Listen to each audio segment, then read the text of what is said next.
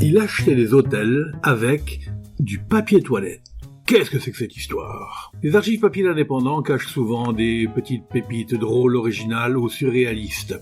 Bonjour, je suis Denis Dupont et pour vous, je les sors de l'oubli avec le podcast « Je vous parle d'un temps » produit par l'Indépendant. Les joies prochaines de la paternité l'avaient transformé en businessman.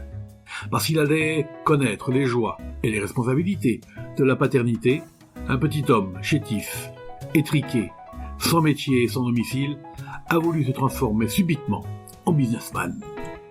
François, elle, 53 ans, avait pour amie une jeune miséreuse de 19 ans, Françoise, qui se trouve pour le moment dans une clinique d'accouchement de la cité Malesherbes.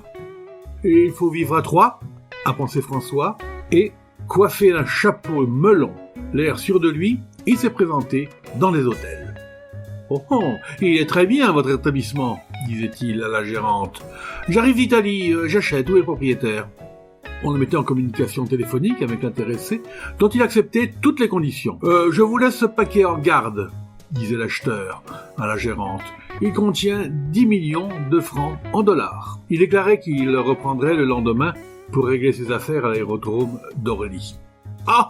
Il s'apercevait tout à coup qu'il n'avait pas sur lui l'argent français, à l'heure où, selon lui, il aurait pu aller sabler le champagne. Comment lui refuser une avance de 5000 francs ? À l'hôtel de la Terrasse, à Vanves, il eut le tort de téléphoner pour demander une deuxième avance. Sa victime se méfia et ouvrit le paquet. Il ne contenait que du papier de soie destiné aux toilettes. Alors, lorsqu'il revint dans l'établissement, François tomba dans une souricière. Dans sa serviette, les policiers de la 9e brigade trouvèrent une provision de papier toilette.